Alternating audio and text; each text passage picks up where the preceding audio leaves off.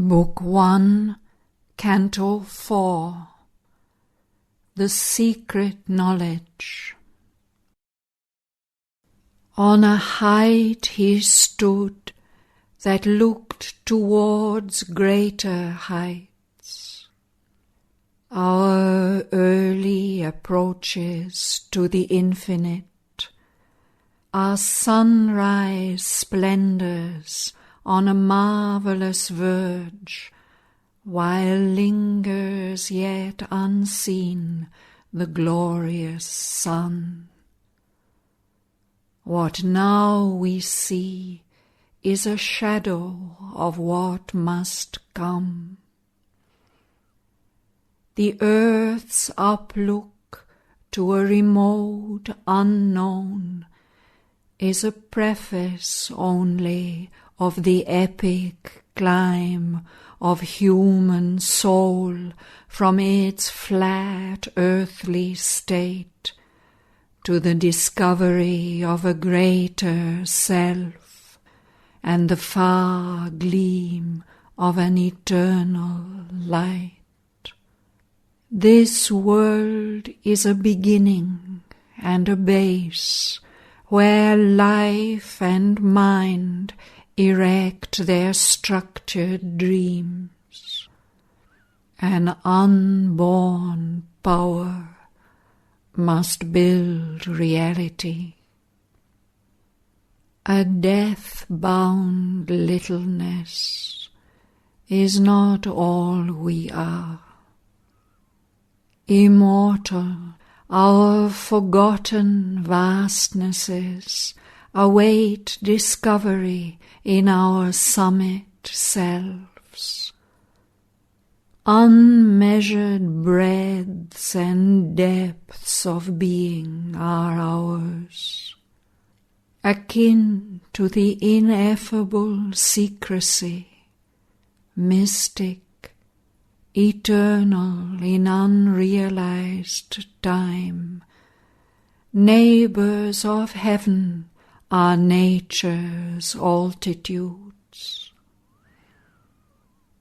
To these high-peaked dominions, sealed to our search, too far from surface nature's postal routes, too lofty for our mortal lives to breathe, deep in us a forgotten kinship points, and a faint voice of ecstasy and prayer calls to those lucent, lost immensities.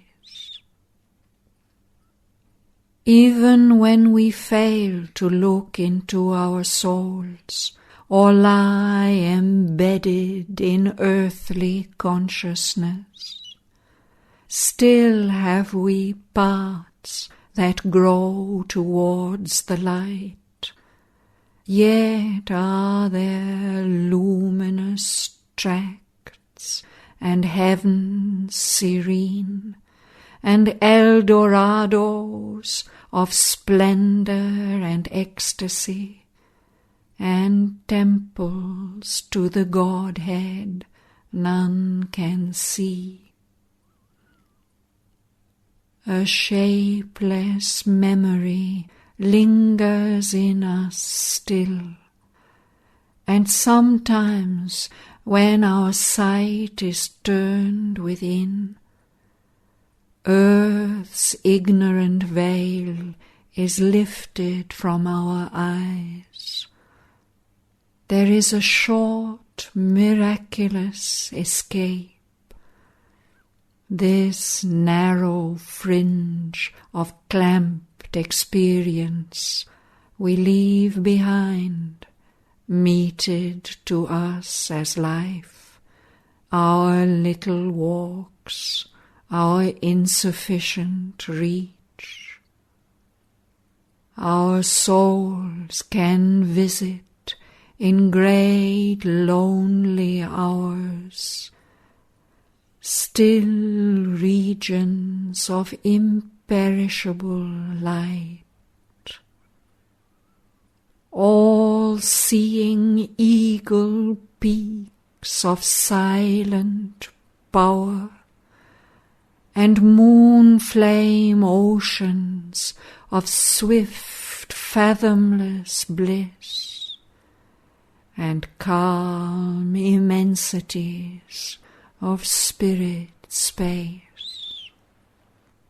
In the unfolding process of the self, sometimes the inexpressible mystery elects a human vessel of descent.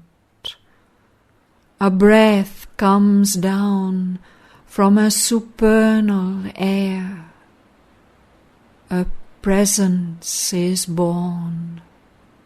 A guiding light awakes. A stillness falls upon the instruments, fixed, motionless, like a marble monument, stone calm.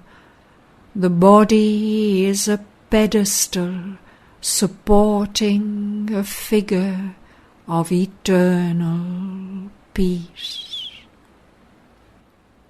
Or a revealing force sweeps blazing in. Out of some vast superior continent, knowledge breaks through, trailing its radiant seas, and nature trembles with the power, the flame. A greater personality sometimes possesses us, which yet we know is ours. Or we adore the master of our souls. Then the small bodily ego thins and falls, no more insisting on its separate self, losing the punctilio of its separate birth. It leaves us one with nature and with God. In moments when the inner lamps are lit, and the life's cherished guests are left outside, our spirit sits alone and speaks to its gulfs. A wider consciousness opens then its doors, invading from spiritual silences a ray of the timeless glory stoops a while to commune with our seized, illumined clay, and leaves its huge white stamp upon our lives. In the oblivious field of mortal mind, revealed to the closed prophet eyes of trance, or in some deep internal solitude, witnessed by a strange immaterial sense, the signals of eternity appear. The truth mind could not know unveils its face. We hear what mortal ears have never heard. We feel what earthly sense has never felt. We love what common hearts repel and dread. Our minds hush to a bright Omniscient. A voice calls from the chambers of the soul. We meet the ecstasy of the Godhead's touch in golden privacies of immortal fire. These signs are native to a larger self that lives within us by ourselves unseen. Only sometimes a holier influence comes. A tide of mightier surgings bears our lives, and a diviner presence moves the soul. Or through the earthly coverings something breaks, a grace and beauty of spiritual light, the murmuring tongue of a celestial fire. Ourself and a high stranger whom we feel, it is and acts unseen as if it were not. It follows the line of sempiternal birth, yet seems to perish with its mortal frame.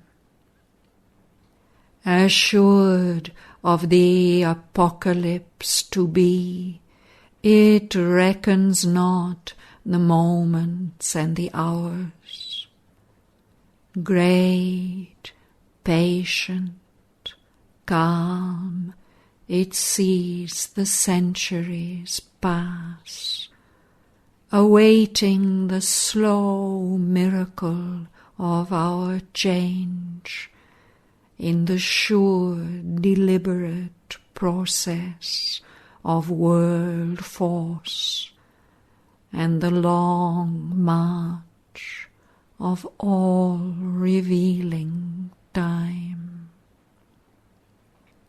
It is the origin and the master clue, a silence overhead, an inner voice, a living image seated in the heart, an unwalled wideness and a fathomless point.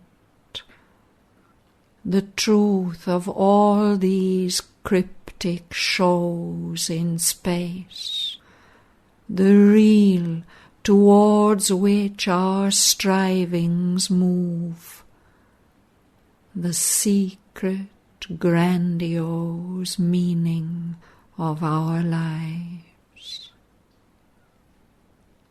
A treasure of honey in the combs of God, a splendor burning in a tenebrous cloak. It is our glory of the flame of God, our golden fountain of the world's delight, an immortality cowled in the cape of death, the shape of our unborn divinity. It guards for us our fate in depths within, where sleeps the eternal seed of transient things. Always we bear in us a magic key, concealed in life's hermetic envelope, a burning witness in the sanctuary, regards through time and the blind walls of form. A timeless light is in his hidden eyes. He sees the secret things no words can speak, and knows the goal of the unconscious world, and the heart of the mystery of the journeying years.